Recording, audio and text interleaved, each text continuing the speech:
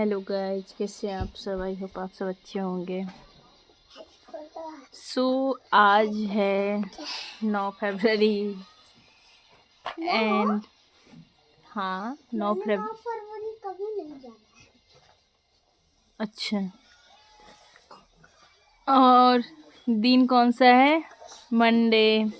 Time क्या हो रहा है? 8:57। और मैं हूँ घर में, मैं बना रही वीडियो। और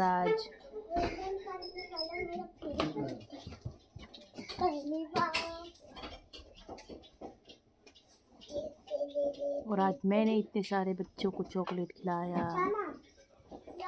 यानी ब्लूटूथ का डब्बा लेके खेल रही है।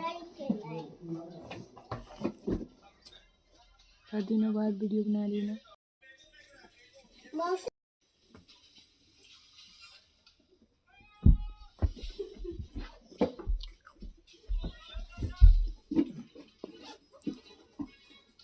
क्या हो रहा है कू?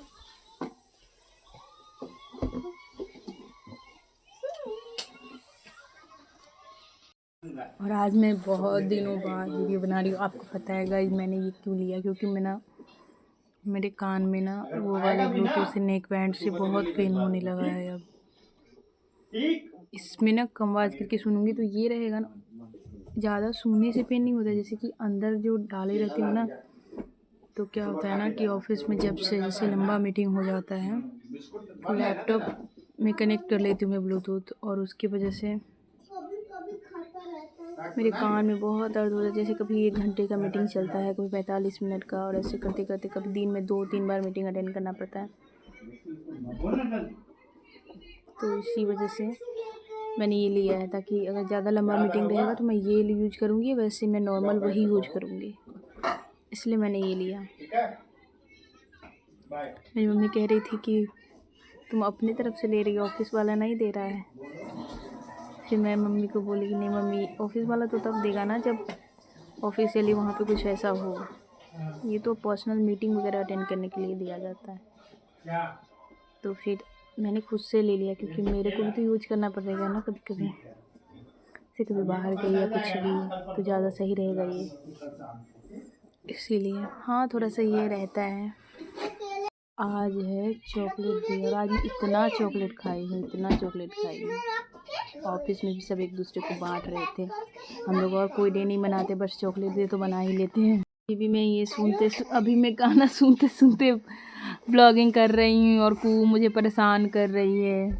अभी मैं कू को घुमा के लाई हूँ बाहर से। अभी बहुत दूर आज कू चली है पैदल, और मैं इसको बाहर ले गई, तो फिर पेस्ट्री वगैरह ख़रीद के लाई, फिर चॉकलेट ख़रीदी। सुबह में भी ख़रीद के लाई थी, इसको खिलाई थी, कल ही ख़रीद के रखी थी और सुबह में दी थी मैं। और फिर मैं पेस्ट्री चॉकलेट सब खरीद के लाई, फिर दोनों को खिलाई, इसको और दिव्यांश को और नीसू को, और मैं भी खुद खाई। वैसे भी बहुत सारा चॉकलेट खाई थी दिन भर, और आज भी बहुत खा, अभी शाम को भी बहुत खाई घर आने के बाद भी। और कोई डे माने ना माने, चॉकलेट तो फुल बनता है। नहीं, चॉकलेट भी हर साल बनता है खूब, जिधर से चॉकलेट। अभी भी एक बचा हुआ है मेरे पास। अभी मैंने कुहू को डांटा, फिर भी बदमाशी कर रही है। आज के लिए बहुत बदमाश हो गई है, हाथ चलाती है, मारती रहती है पटापट पटापट पटापट, और गुस्सा बहुत करती है। बहुत बदमाश हो गई है। जब ये बच्ची थी ना तभी सही था। मैं सोचती थी कि बड़ी हो जाएगी तो ठीक हो जाएगा, बट जितना बड़ी होती जा रही है उतना ही परेशान करती है। कभी कभी तो सही लगता है। ये देखो, ये बंदर बन रही है। ऐसे मैं पूजा करती रहती हूँ तब भी, खाना खाऊंगी तब भी, कपड़ा धोऊंगी तब भी, हर समय ऐसे ही करती है। बस बैठे हुए मैं रहनी चाहिए। देखो, ये मेरे पैर पे खड़ी है। हेलो गाइज करती रहती है हमेशा। और कैसे बोलती हो कू तुम? मैं तोता, मैं तोता।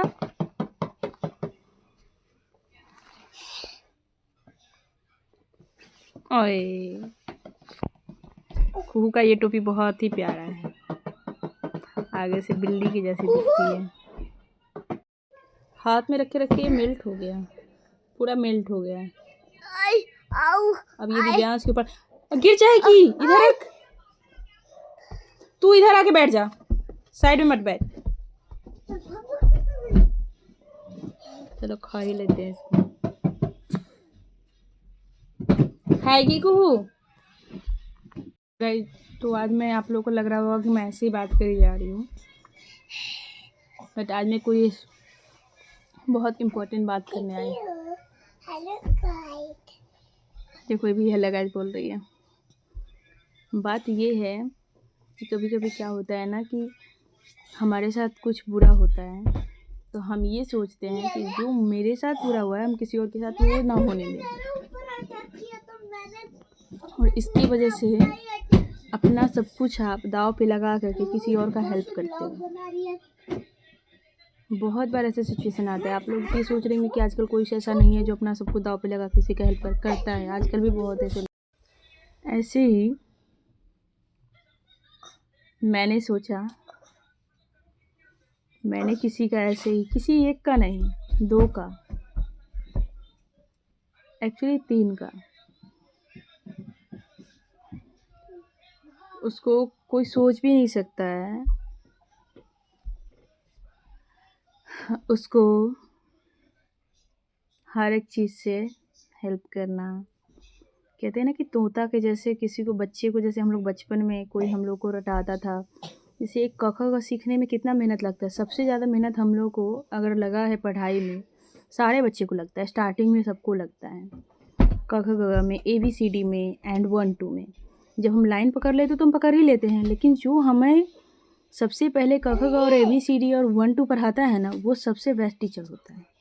वो मम्मी ही होती है घर की, या फिर कोई आपके बड़े होंगे घर के, कोई भी हो सकता है। तो सबसे बेस्ट टीचर, सबसे ज़्यादा परेशानी उसी को होता है। ऐसे ही जब हम पढ़ाई कर लेंगे तो क्या, आप पढ़ाई करके घर में बैठे तो क्या हम पढ़ते क्यों हैं? कुछ करने के लिए। और आप ऐसे जगह पे हो, कोई ऐसा जगह पे है जहाँ पे बेटे को ही सब कुछ किया जाता है, बेटिया को कुछ नहीं। ऐसा उसके घर में भी था। बेटी है तो घर में रहेगी, बेटी पढ़ लेगी क्या होगा, उसका शादी करना है, उसके बाद तो कुछ नहीं करना है।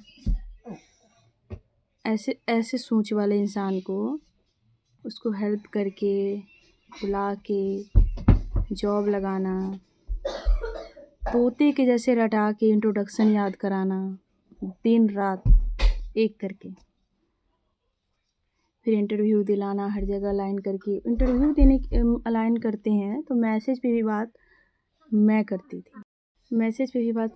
क्योंकि उसको मैसेज पे बात भी करने नहीं आता। क्या करूँ, मुझे कुछ समझ नहीं आ रहा। वो सारा कुछ मैं करती थी, क्योंकि एक इंट्रोडक्शन का भी फीलिंग नहीं आता। टॉपर बच्चे हैं, उनको भी नहीं आता, और उसके माँ बाप और उन लोगों को ये लगता है कि मेरे जैसा कोई है ही नहीं। और इतना करने के बाद, सब कुछ करने के बाद, फिर वो पता है आपको ही बेवकूफ़ समझते हैं। आप ही को कुछ नहीं आता, आप ही उसको सब कुछ कर दिए, फिर आप ही को कुछ नहीं आता। क्या कर लिया पढ़ लिख के? यही तो कर रही है भाई वो। अगर आप कहीं पे पार्ट टाइम कर रहे हो, कहीं पे फुल टाइम कर रहे हो, कोई भी वजह से, तो आप कर रहे हो, किसी वजह से कर रहे हो कि किसी रीज़न से, कोई आपके पास बच्चा है या कुछ भी है, कोई प्रॉब्लम है, कोई पूरा दिन नहीं दे सकते, या फिर आप जॉब नहीं छोड़ सकते। कभी होता है, कभी हम रिस्क ले लेते हैं। हम रिस्क तब लेते हैं जब हमें सोचते कि कोई बात नहीं, अगर कुछ दिन बैठ भी जाएंगे तो कोई दिक्कत नहीं है। और कभी कभी हम रिस्क ले भी नहीं सकते, क्योंकि हमारे साथ जिम्मेदारियाँ होती हैं, तो उसको पूरा करना पड़ता है। बेटा हट जा, ऐसे करके। बट उस सिचुएशन में लोग क्या समझते हैं, लोग अपना, जैसे कि कोई अपना कोर जॉब सही ऐसे नहीं मिलता, उसके लिए बहुत कुछ करना पड़ता है। तो आने के बाद किसी को जैसे परोसा हुआ मिल जाता है ना, वैसे मिल गया, तो वो इंसान सोचता है कि मेरे जैसा कोई है ही नहीं। वही नहीं, उसके सब सोचते हैं, उसके पूरे घर के लोग, यही है जो है सो यही है। वहाँ पे जो रह रहा है, जो इसको सब कुछ कराया है, खुद अपना सब कुछ दे दिया, वो बेवकूफ़ है, वो बेवकूफ़ है, उसको कुछ नहीं आता। अरे वैसे ही बोलता है, ऐसे ऐसे सोचते हैं सब। तो इसीलिए जो जितना रहे ना उसको उतना ही में छोड़ दो, कभी उसको आगे बढ़ाने की कोशिश मत करो। बढ़ना होगा तो खुद ही बढ़ जाएगा। हाँ, रास्ता दे दो, खुद से हाथ पकड़ के किसी को मत चलाओ, क्योंकि मैं चला चला के मैंने देख लिया है। और उसके बाद लोगों को ये लगता है कि मैं ये करूँगी तो उसको ये लगेगा, उसको फ़र्क पड़े। क्यों पड़ेगा भाई? जो तुम्हें दिया है सब कुछ, वो अपने लिए भी तो बहुत कुछ कर सकता है ना। और तुम ये सोचते हो कि उसका कुछ नहीं होगा, इतना घमंड हो गया। ऐसा कुछ नहीं होता। तो ऐसी मैं बस ये कहना चाहती हूँ कि किसी को हाथ पकड़ के कभी कुछ मत कराओ। हाँ, अपना ज़्यादा कोई अगर पूछ रहा है, बहुत पूछ रहा है, तो अपना थोड़ा बहुत रास्ता दे दो, बट उतना इंसिस्ट किसी चीज़ के लिए नहीं करना है कि नहीं तुम कर लो, तुम्हारे लिए अच्छा होगा, ये वो नहीं करना चाहिए। क्योंकि और अपना तो कभी किसी को कुछ दो ही मत, किसी को ज़्यादा हेल्प मत करो। आप ज़्यादा हेल्प करोगे तो आप बुरे बनोगे बाद में, सामने वाला वो अच्छा बन जाएगा फिर सबके सामने। तो ये चीज़ें होता है। एक मेल नहीं पढ़ने आना, मेल भी का रिप्लाई भी मैं मतलब कि मेरे से करवाना, एक मैसेज का, मेल का, एक सब्जेक्ट के बारे में भी नहीं पता कि मैं क्या लूँ नहीं लूँ। एक ना मेरे से सीनियर बहुत एक मेरी फ्रेंड है, उसकी मैं इसी बात पे एक बात बताती हूँ, मुझे वही बात अभी याद आ रहा है। एक मेरी फ्रेंड है, उसकी दीदी ना, जैसे कि हम लोग स्कूल जाते थे तो ऐसे बुलाने जाते थे, तो हम लोग ना सब लोग मिल के स्कूल जाते थे। तो मैं उस फ्रेंड का भी नाम मतलब नाम ले सकती हूँ, ले लेती हूँ। सलोनी है। तो उसकी दीदी बोली कि हमारे कॉलेज में ऐसे ऐसे महान लोग सब आती है कि ऑनर्स पेपर कर रही है, लेकिन उसको ये नहीं पता है कि मेरे ऑनर्स में क्या सब्जेक्ट क्या क्या है। तो मैं तब ये सोचती थी कि ये ऐसा क्यों बोलती है, ऐसा कोई होता है क्या जो पढ़ेगा उसको पता नहीं रहेगा कि मेरा सब्जेक्ट क्या है। लेकिन आज सच में पता चल रहा है, ऐसे लोग होते हैं, रट्टा मार के पास कर लेते, उनको ये नहीं पता होता है कि मेरा सब्जेक्ट क्या है पिछले मेरा। जैसे और मैंने ऐसा भी देखा, जैसे कि मैं 9th में थी तो मेरे यहाँ सब आए थे, मेरे रिलेटिव के लोग। तो मैंने पूछा कि ये वो भी उसी क्लास में है, और उसको सब बोल रहा है ये बहुत पढ़ने में तेज़ है, बहुत पढ़ने में तेज़ है। मैं ये नहीं कह रही कि मैं ही तेज़ हूँ, बट नहीं बोला जाता है इसलिए बहुत पढ़ने। मैंने बोला कि यही 9th का वो है, क्योंकि 9th 10th तो सबका सेम होता है, ऑल इंडिया बिहार का सेम है। बिहार अगर बिहार बोर्ड पटना से है तो मैंने बोला कि यही बुक है ना मैथ का 9th में जब मैं गई थी तो। नहीं, मेरा तो कोई दूसरा है। मैंने बोला NCERT का बुक है तो यही होगा ना। NCERT 9th में मोस्टली लोग NCERT पढ़ते हैं, हम लोग भी NCERT पढ़े हैं, हम लोग तो यही होगा। तो बोलती है कि नहीं मेरा। और जब मैं गई वहाँ पे उसके यहाँ तो मैंने देखा उसका यही बुक है, उसको पता ही नहीं कि मेरा बुक भी यही है, मतलब बुक भी पहचान में नहीं है। और उन लोगों को लोग ये बोलते हैं कि बहुत पढ़ने में तेज है। तो कुछ गार्जियन भी ना अपने बच्चे को होता है कि इतना भी है ना तो उसको इतना बता के रखता है। हम लोग के गार्जियन पता है कैसे हैं, अगर हम लोग इतना भी रहेंगे ना तो बोलेंगे नहीं कुछ नहीं, इसको कुछ नहीं आता है, सबके सामने वो करते रहते हैं। तो होता है सबके गार्जियन का भी फ़र्क होता है। बट ये चीज़ें देखो, समझने वाले सब समझ रहे होंगे मैं क्या कह रही हूँ। तो ये सिर्फ एक घर की हालत नहीं है, ये मुझे लगता है ऐसे पूरे इसीलिए हमारा शायद बिहार पीछे है। लोग टॉप कर जाते हैं, टॉप पता है 400 नंबर आ गया तो कहते हैं हम टॉप कर गए। टॉप करने के बाद भी उसको इंट्रोडक्शन नहीं पता है, इसकी इंट्रोडक्शन किसको कहते हैं नहीं पता, इंटरव्यू कैसे दिया जाता है कहीं पे नहीं पता, CV कैसे बनाया जाता है। कंप्यूटर कोर्स करके बैठा है, DCA सर्टिफिकेट सब हाथ में है, एक वर्ड नहीं चलाने आता, एक्सेल का एक नॉर्मल फार्मूला नहीं आता, एक सम प्लस करने नहीं आता। तो ये है, इसीलिए शायद सब कहता है कि हमारे जो बिहार है वो सबसे पिछड़ा हुआ राज्य है शिक्षा के मामले में। और इसीलिए एक नंबर ले आने से नहीं होता है। ऐसा नहीं है कि हमारा नंबर नहीं आया, हमारा भी नंबर अच्छा खासा आया था 10th में भी 12th में भी सब में। बट उसको यूज़ करना ऐसा नहीं, एक होता है 10 घंटे पढ़ने वाला, एक होता है 5 घंटे पढ़ के भी अच्छा खासा पढ़ लेता है, एक 10 घंटे पढ़ के भी कुछ नहीं पढ़ पाता है। तो वो 10 घंटे हम लोग भी पढ़े हुए हैं, 10 या 13 घंटा पढ़े हुए हैं 10th में। नहीं पढ़ के जाते तो सर विद्या कसम खिलाते थे कि पढ़ के अब पढ़ के आई हो कि नहीं। आज जिस दिन जैसे हम लोग विद्या कसम तो झूठ खा नहीं सकते, तो नहीं खाते थे तो सर घर भेज देते थे। और जिस दिन घर चले गए घंटे की पढ़ाई की पूरा ना होने की वजह से, उस दिन तो घर पे भी कल्याण नहीं है। तो ये चीज़ें हमारे साथ हुआ है। तो बस मैं यही कहूँगी कि किसी को ज़्यादा हेल्प मत करो, नहीं करने की ज़रूरत है। समझ गए? इतना उस टाइम हेल्प करते समय जितना अच्छा लगता है ना, करने के बाद किसी को बहुत अच्छा लगता है, चलो मेरी वजह से इसको ये हो गया, ऐसा लगेगा। चलो मैंने थोड़ा सा हेल्प कर दिया तो इसको अच्छा, उस टाइम बहुत अच्छा लगता है। मेरे को बहुत अच्छा लगा था। लेकिन उससे बुरा तब लगता है जब वो इंसान आपको कुछ ना समझे। कुछ ना समझने का मतलब ये नहीं है कि समझे या ना समझे, वो तो डिपेंड करता है, बट उतना बुरा समझने के लिए नहीं लगता है। इसीलिए लगता है कि वो आपकी ही चीज़ का गलत फ़ायदा उठा रहा है। तो ये हो रहा है, इसलिए किसी को इतना हेल्प मत करो। पढ़े ना पढ़े बाहर में जाए, आप अपना काम करो, अपने काम से मतलब रखो। किसी के साथ अगर बुरा हो रहा है तो ज़्यादा अच्छा करने की ज़रूरत नहीं है। हाँ, थोड़ा सा निकाल दो, बट ज़्यादा अच्छा करने की ज़रूरत नहीं है।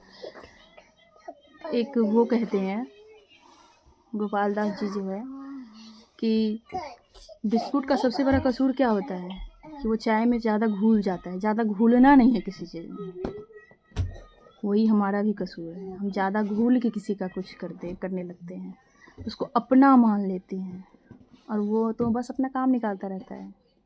काम निकलने के बाद तू कौन मैं कौन, मैं नहीं जानती, वो चीज़ हमारे साथ करते हैं। तो बिस्किट का सबसे ज़्यादा कसूर यही होता है कि वो ज़्यादा घुल जाते हैं, इसलिए ज़्यादा घुलना नहीं चाहिए किसी चीज़ में। और वो फिर वो आपका ऐसा बुरा करते रहते हैं अंदर से। कहते हैं ना कि एक हमारे तरफ एक कहावत है कि पेट मुँह धैले छी और पेट कटे छी, बज्जी का भाषा हम बोलते हैं, और वही चीज़ है। कोई किसी का नहीं है बाबू, सब पैसे का है और मतलब का। ठीक है, आज के लिए फिर इतना ही। फिर किसी और दिन किसी और टॉपिक पे बात करेंगे। एक चीज़ और मैं बोलना चाहती हूँ कि जैसे कभी कभी क्या होता है ना कि हम लोग किसी को आँक लेते हैं कि ये बुरा है, ये अच्छा है, ये जैसा है वैसा है। मैं खुद स्पेशली मैं ना भोजपुरी कोई सॉन्ग वगैरह ज़्यादा नहीं सुनती, ज़्यादा क्या कभी सुनती ही नहीं हूँ। कभी कब सुन लेती हूँ, जैसे कभी चल रही हूँ रास्ते पे, कोई चल रहा है, गांव में भी खासकर ऐसा होता था, और यहाँ तब होता है जैसे कोई किसी पार्टी वार्टी में, जैसे बिहारी यूपी वाले तो जब तक गाना नहीं सुनेंगे ना भोजपुरी मन ही नहीं भरता, तो वैसे मैं सुन लेती हूँ। वैसे मैं अपने मन से कभी नहीं सुनती, लेकिन एक खेसारी लाल का मैं ऐसे ही रील्स देखती रहती ना, तो उसी में रैंडमली मैंने एक चीज़ सुना। वो एक बोल रहा था, उसका बात बड़ी गहरा रहता है, कभी सुनना। वो कहता है कि जिसका आप जन्म का लड्डू खाओगे ना, वो आपके मरण का भोज खाएगा। क्योंकि वो जन्म लिया है तो आप उस टाइम बड़े थे और आपने उसके जन्म लेने का खुशी मनाया, लेकिन जब आप मरोगे तो वो बड़ा रहेगा, वो आपके मरने का भोज खाएगा। मतलब समझ रहे हो ना? मतलब तो समझ ही गए होंगे। तो यही, आप किसी के जन्म होने पर खुशी मनाओगे, वो आपके मरने पर खुशी मनाएगा। तो ये है सच्चाई। चलिए मिलते हैं नेक्स्ट वीडियो में। थैंक यू सो मच, अच्छा लगेगा। एक चीज़ और, मेरे चैनल को ना अनसब्सक्राइब कर दिया जाता है, मेरे रिलेटिव ही कर देते हैं, ताकि कहीं उनके सब्सक्राइब से मैं फेमस ना हो जाऊँ। अब मुझे कोई फेमस होने का शौक़ नहीं है। और वो 3 अनसब्सक्राइब किया और मेरा 11 सब्सक्राइबर हो गए, बढ़ गए। ऐसा क्यों जलन करना किसी से? किसी का ग्रोथ ही हो जाए, करो जलन, मेरा ग्रोथ होता रहे। चलो बहुत हो गया। चैनल को सब्सक्राइब कर देना, लाइक कर देना, शेयर करना, कमेंट करना। Thank you.